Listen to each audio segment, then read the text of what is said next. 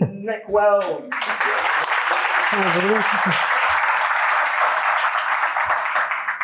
Okay, so I'm going to talk about Gosh.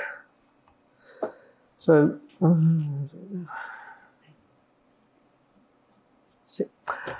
the motivation for it started with a question. So somebody asked me what just happened. I was working at the time on a system that had lots and lots of servers, and they were writing lots and lots of log files, and as ever, the answer is in the log files. But as with most systems, the log files are very big, and there's lots of stuff in them that's quite dull, and you're not really interested in it. So half the problem is finding what you're interested in. And the way you typically do this is with the traditional Unix tools of things like grep and cut and so on. But sometimes you need to do more than those tools allow. So you can start off just sort of grepping out the right lines, but sometimes you want to take parts of a line, maybe do some arithmetic on it, take bits from one line and another line and combine them so that it's easier to see what's going on. And to do that, you need a program. And we're talking about very small, very short-lived programs, and micro programs is the way I think of them. You tend to write them quickly, you write them at the command line, you use them once, and then you probably throw them away. You're not going to have that same problem again. And it's easy. In the shell, you just do, you're always in the REPL loop, and just any line is a line of your micro program, if you like. In Python, you can do it with -c argument, and then just give a fragment of Python code, and it runs that for you. You can do it in languages like Perl as well, but not in Go. In Go, it's much harder. You've got to generate a temporary file. Then you've got to write your program into the temporary file, and you've got to have, in your program, you've got to have at least a package statement, an import statement, and a main function. And then you have to go and run the program. And you can see the poor little Gopher engineer at the bottom is sort of slowly sinking down the screen as he sinks under the weight of all of this. And then afterwards, you've got to remove it because you want to tidy up afterwards, after yourself. So it's a lot of typing. There are steps you have to remember, and even this isn't enough. If you want to do something like use a package that's not in the standard library, you can't do it with this. You need to have a Go mod file and so on. You need to have a separate directory that you've got to create and populate with all this stuff. So it's all a bit of a pain. But that's where Gosh comes in. So Gosh allows you to write a microprogram in Go at the command line. And you just do it like this. So you give Gosh -e, and then you write the fragment of code that you want to run, and it builds it into that whole superstructure that you need in order for it to be a program that you can run. And you compare the difference. It's 6 lines in one way of doing it and 1 in the other. You've got a wall of text in the first one that your code is lost in, whereas in this one it's sort of kind of there right in front of you. So that's how you can write Go at the command line. So there we go. Talk is over, if you like. But once you've got something like Gosh, you can do a lot more. So I'm going to do a little bit of. I've got a lot more slides on here, which I'm not going to bore you with. I'm going to take you through them all, but I'm going to do instead a little bit of live coding. So fingers crossed. So can people read that? It's probably not at the. People at the back see it okay? Or, yeah, I'll try and make it a bit bigger. Oh, wait a minute. Okay, I don't know what I want to do. Oops.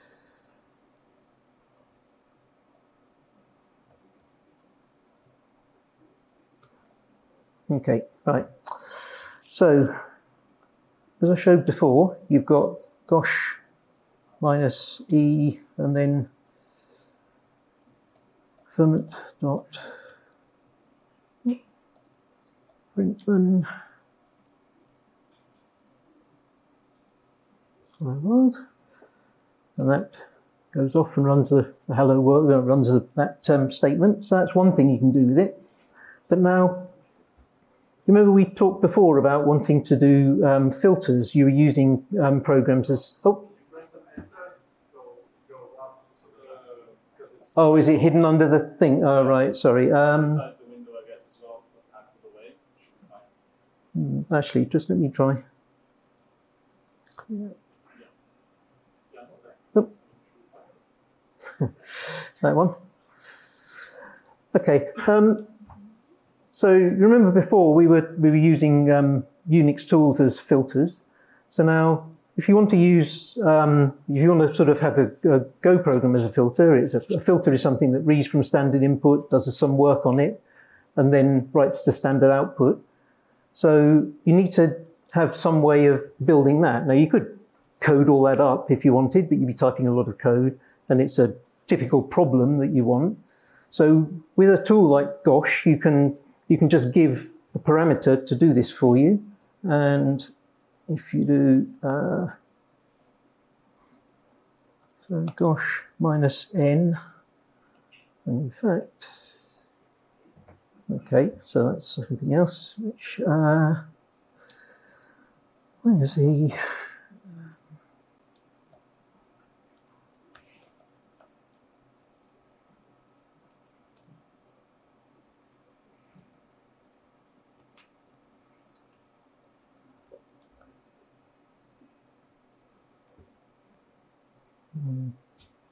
okay, it's my fault. Right, so now if I write some lines, every line I write, it prints out a dot for it. So you could also do,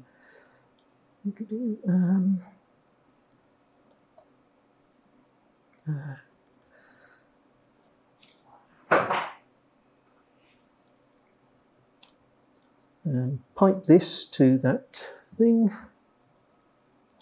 Gosh minus.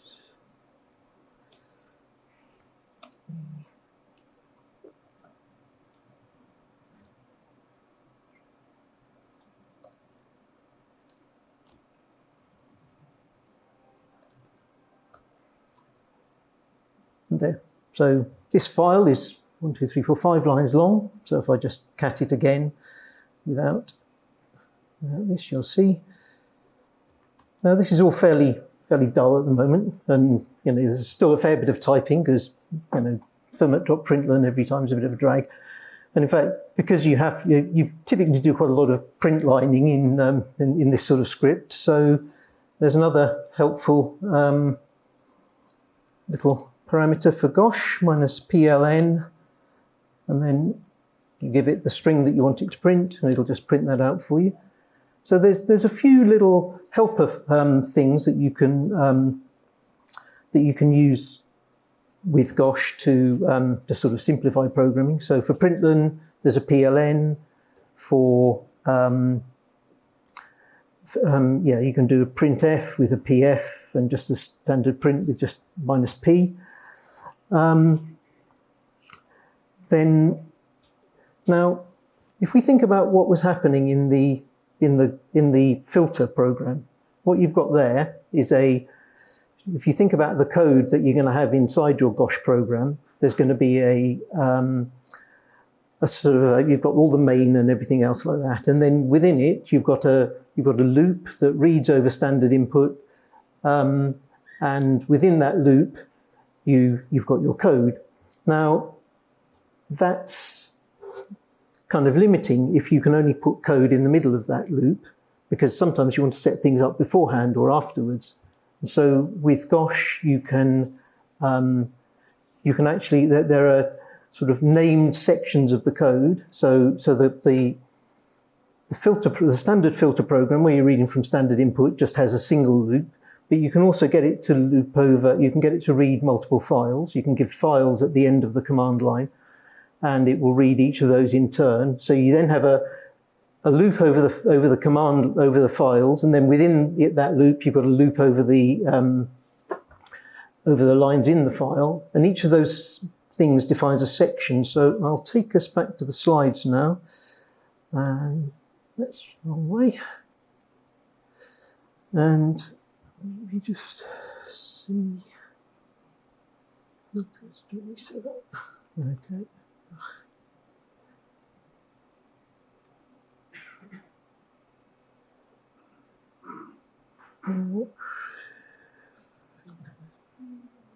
Sections, yeah, next one.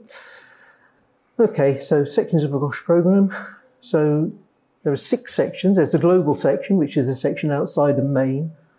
There's a section before the main loop, and a section before the inner main loop, and then the section inside the main loop, and so on. So if I just show this little picture here, you've got your loop over files or arguments, and then the loop over the lines in the file, and then you've got your code that you just type in, and then you've got a loop over the other things. And for each of these sections, you've got a named part of Gosh, a named parameter that you can give to Gosh that allows you to put code into those sections.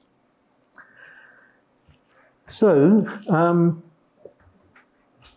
the sort of things that you typically want to do with when you're writing code like this, you either just want to type it in with as we've been doing with the example, but you also might have a file that you want to link. You just want to load the contents of a file in, and another thing that we can do with Gosh is something called snippets, where you can have little tiny fragments of code, and you give them names, you put them into a standard place, and you can just load them in straight away, and you don't have to remember the full path name or anything like that. So it's there's things like the if error not equal nil, that sort of standard fragment of code that you use all over the place.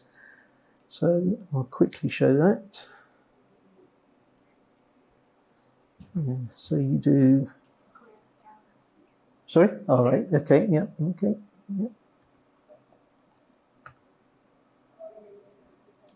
Gosh, where is he?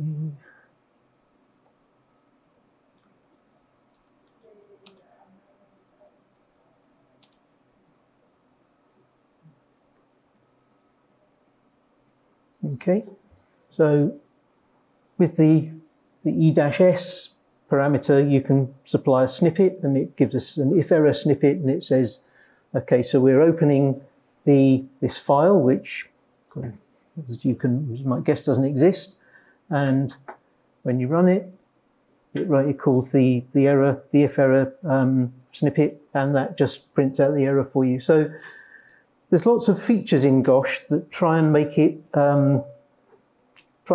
easier to sort of build up programs at the command line.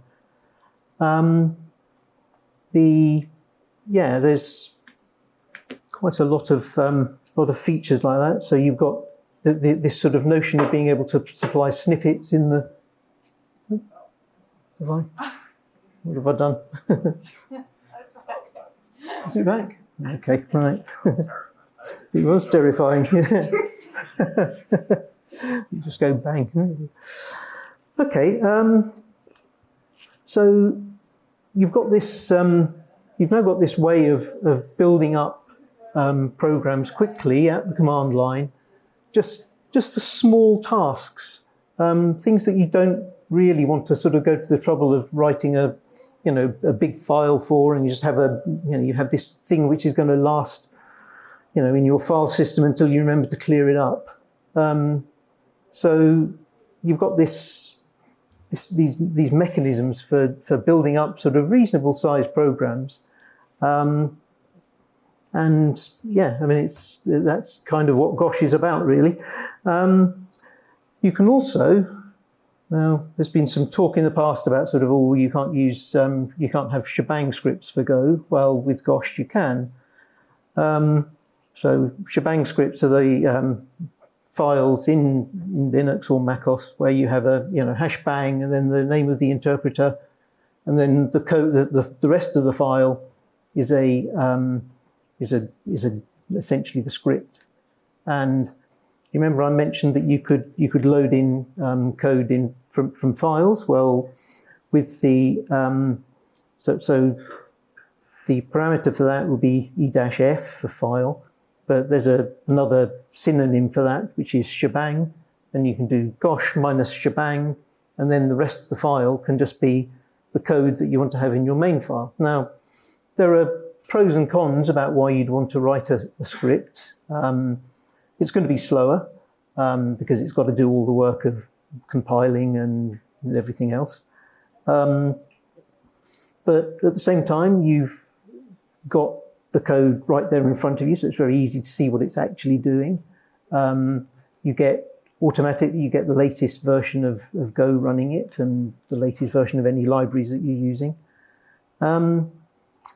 And yeah, I mean, that's so you can use Go for that. So I'll give a little, there's a slide for this as well.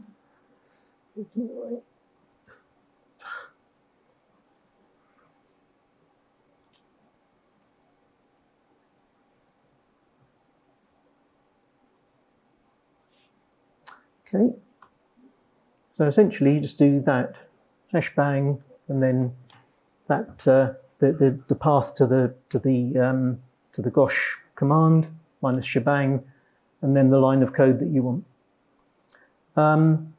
You can do a bit more if you want. If you want to make it, there are ways of making it faster and so on. I'll skip over that one. I'll come back to that slide maybe.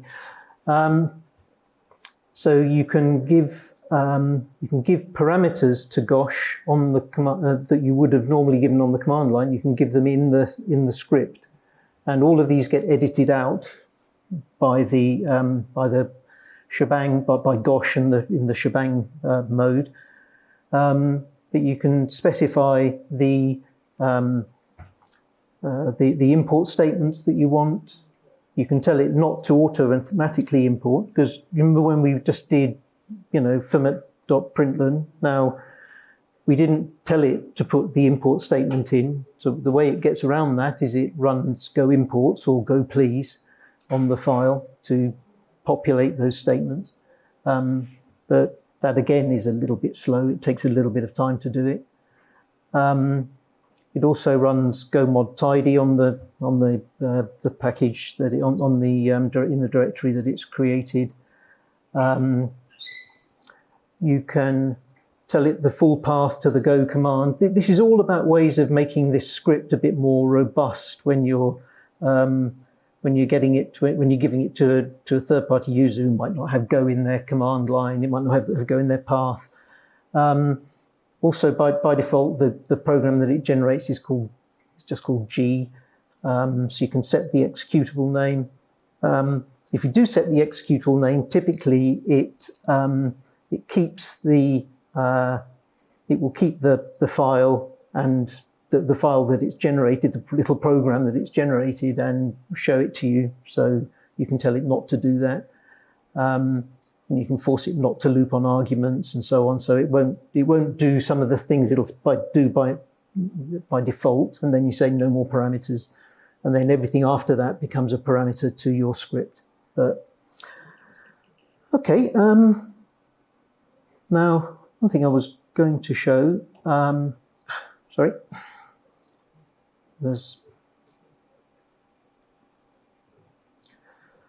So here it's got /home/ngw go bin gosh for the path to this thing. Now that works fine on my Linux box at home, but it doesn't work on my Mac because the path name to my home directory is not /home on here, it's /users.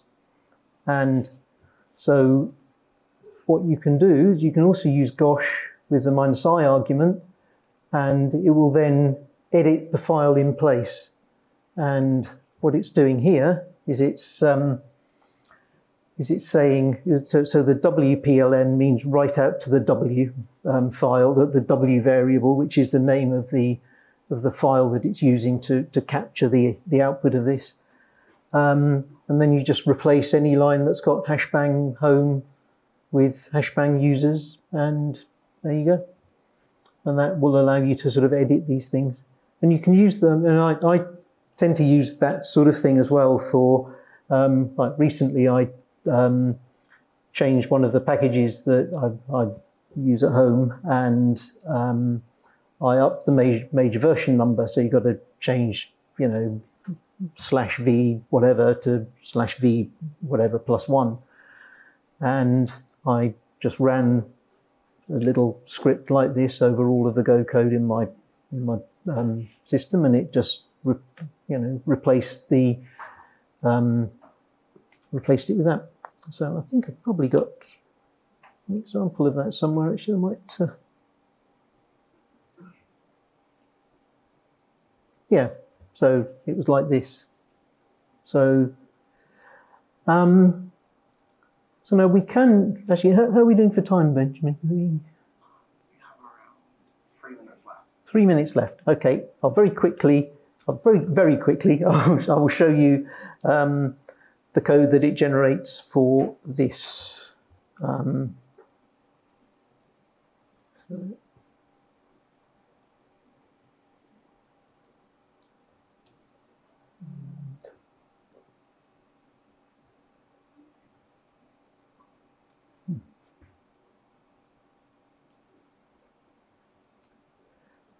Okay, so that's a error that it's having there, but that's okay. Oops, amazing. Can you just bring it up again? Yep. Yep, we'll do.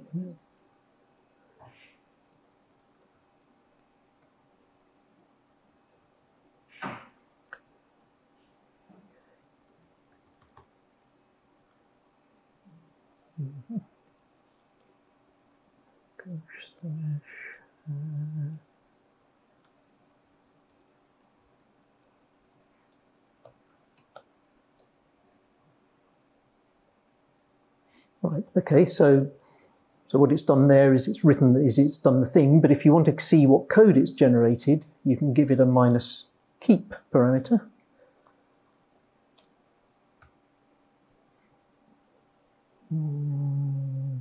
Okay. That's because it's yeah. So when it does this inline editing, it keeps a copy of the old one behind for you, and then if you try and run it again, it's complaining, oh, it already exists. That can't be right. So it is.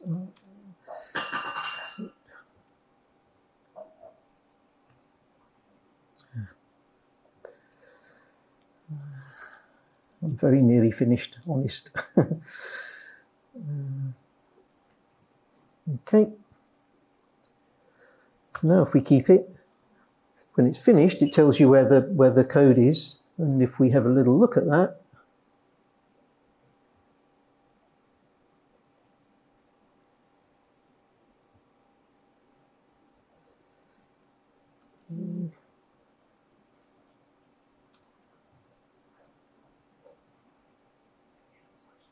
okay, and this is the file that it's generated. So it's generated all the import statements for you, little comment telling you it was done by Gosh, and so on. And the main program with a little string saying what the name of the input was, file line number, and so on and so on. Sort of errors in there for everything. And somewhere in there, there'll be the, yep, right in the middle, right, well, it's near the bottom actually, which I'll lift up. So that format.println,